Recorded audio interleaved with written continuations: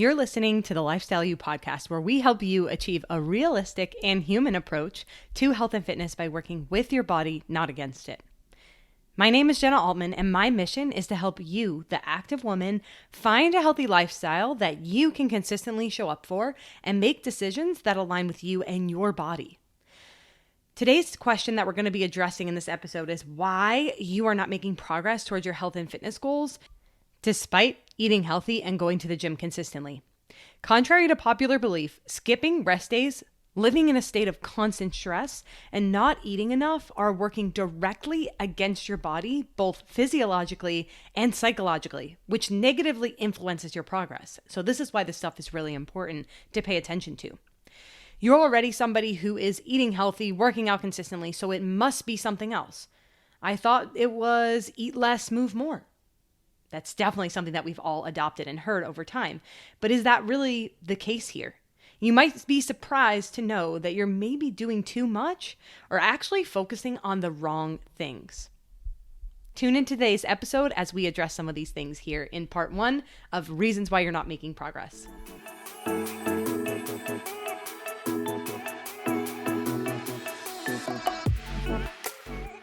I was someone who ran 5 miles every day, only ate healthy foods and around 1,200 calories, but I still was not seeing the toned body that I was looking for.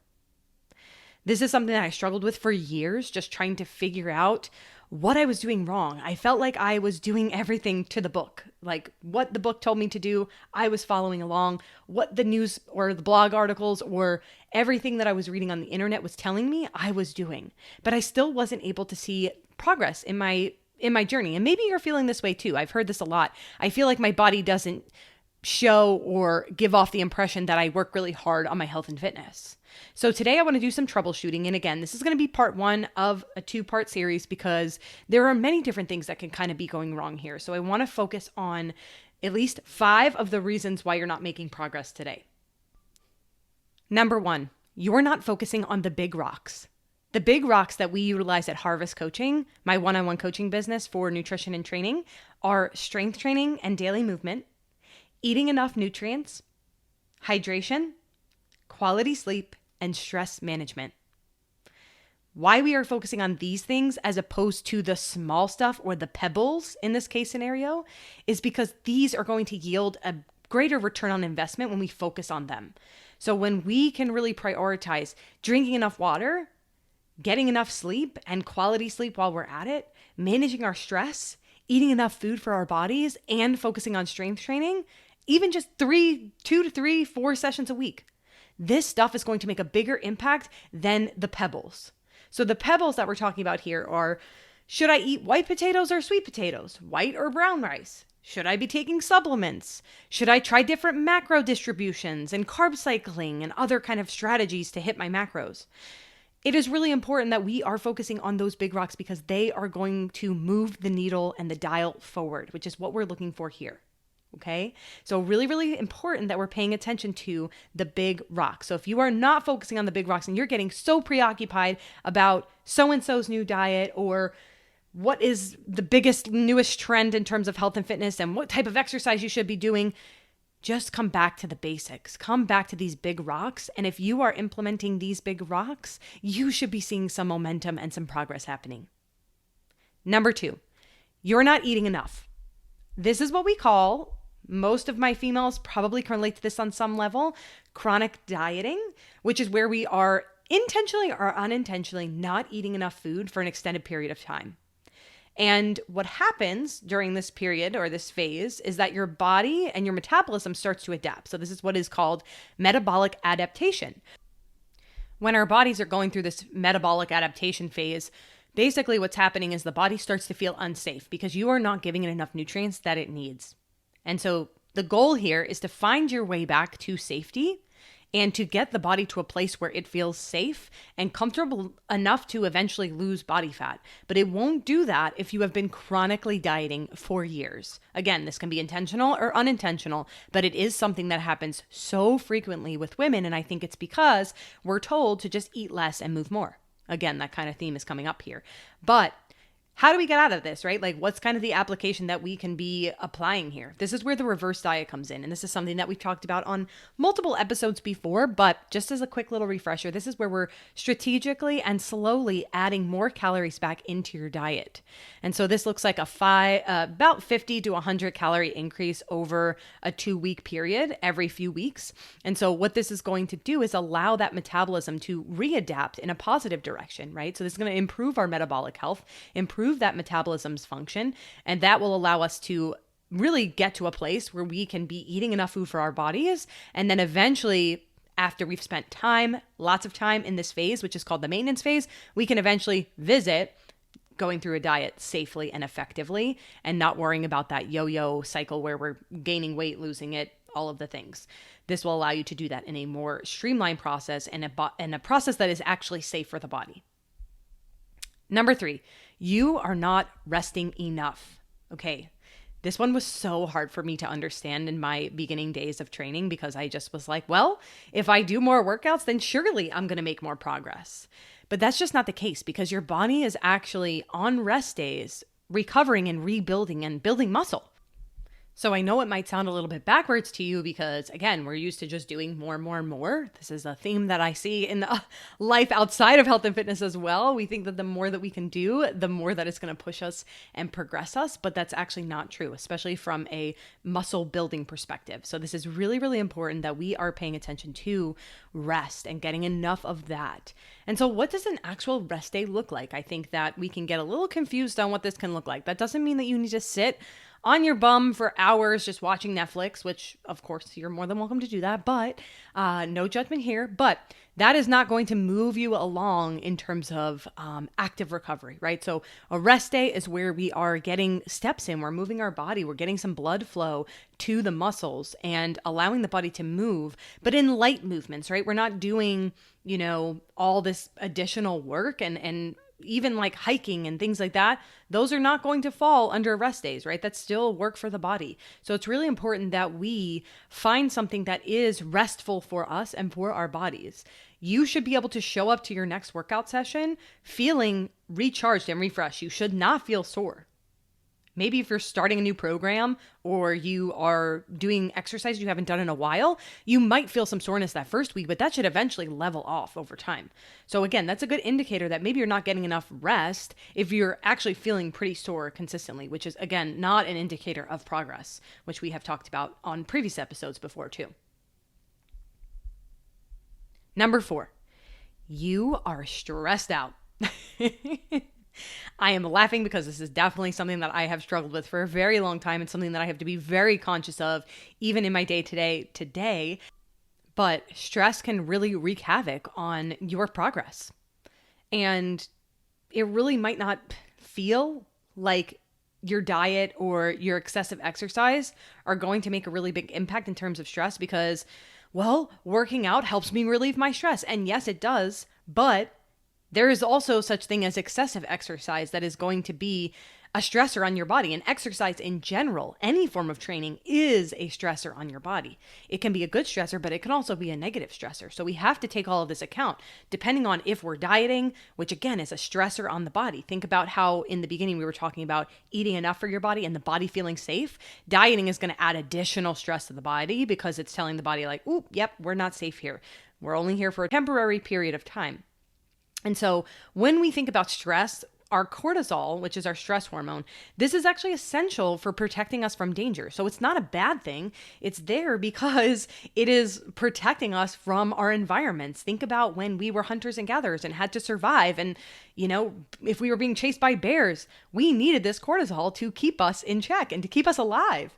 So it has a very important function. But daily life, as we know it now, has allowed us to constantly be in this state of elevated cortisol or elevated stress hormones because everything around us is stressful, right? The world, our work, it's like we're constantly being chased in different directions and we're constantly in this fight or flight mode. So it's really important that we're activating that parasympathetic activity system in the body and allowing that nervous system, the central nervous system, to calm down and fall more in that rest and digest phase. And so I want you to be paying attention to stress and the way that it manifests in your life, because it might not show up as a panic attack or anything like that, but it can also show up in mental health issues, right? So just feeling that sort of stress constantly can really wear on our mental health. You might also experience excessive inflammation, or maybe even, if this is the case for me, I experience weakened immune system and gut and hormonal issues. And these are just a few of the impacts that stress can play in terms of our overall health. And so it's really important that we're paying attention to how this is manifesting in our own lives. Again, it might not be as big or dramatic as a panic attack, but it could be trickling down into other areas of life. And this is something that I didn't know for years. And I just figured, wow, I'm lucky. I have stress. I'm really stressed all the time, but I don't really have any complications as a result of that, which was completely inaccurate because now I'm dealing with some of those impacts in terms of my gut and hormones. So it is really important that we are identifying that stress. And one way that's really helpful for us to kind of apply this and start to make some moves here is to evaluate your drains versus your charges. This is an activity that I learned from a mentor of mine, Sam Miller. And I love this concept because we have things in life that are going to drain us, so take away our energy, but we also have things that are going to give us charge back, right? Think of like a battery. You're charging your battery phone.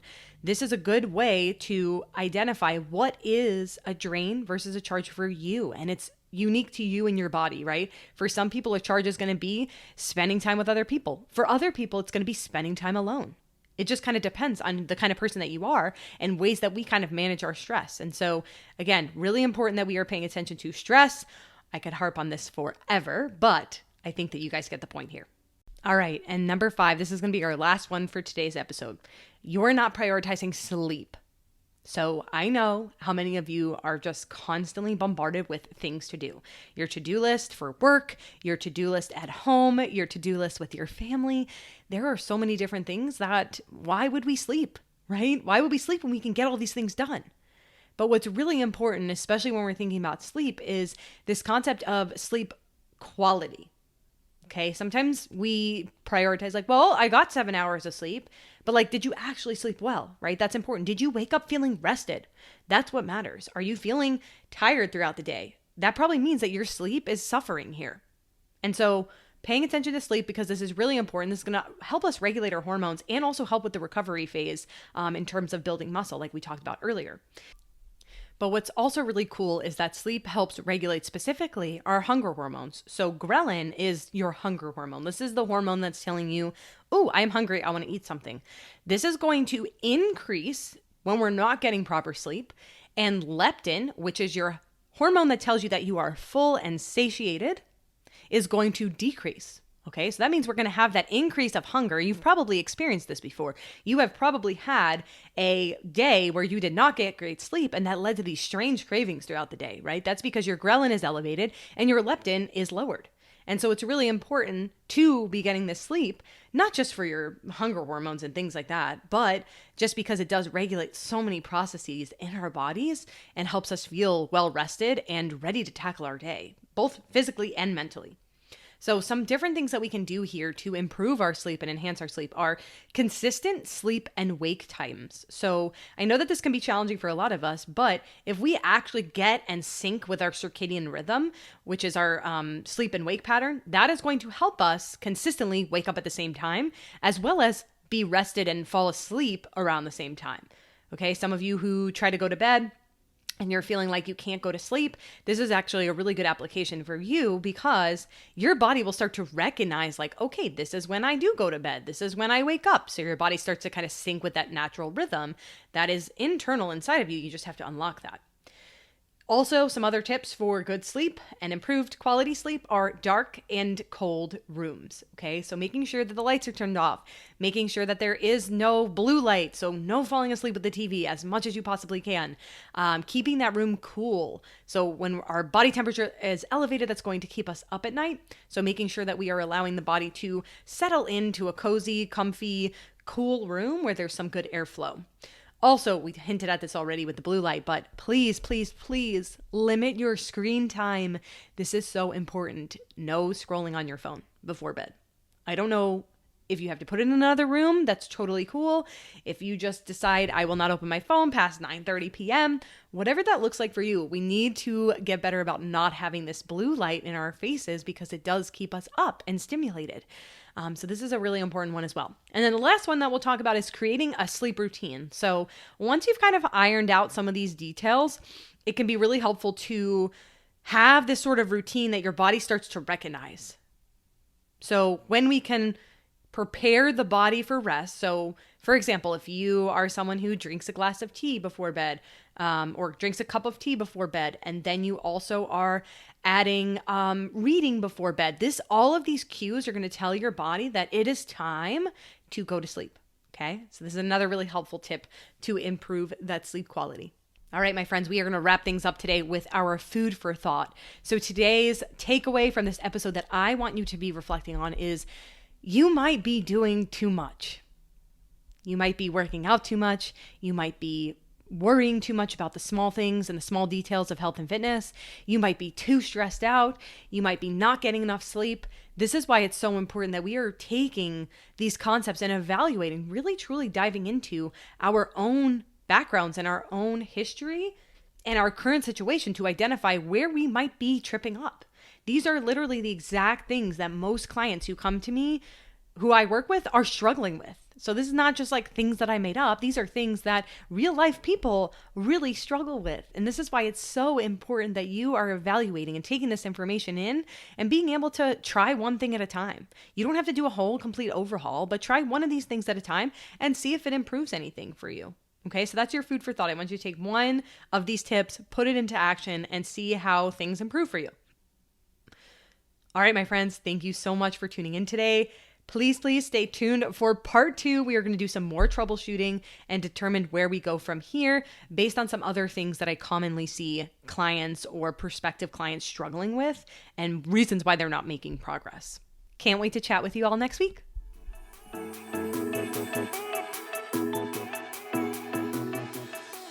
Thank you for listening to the Lifestyle You podcast. If you enjoyed this episode, please leave a 5-star rating and review to help others discover the magic we're creating together.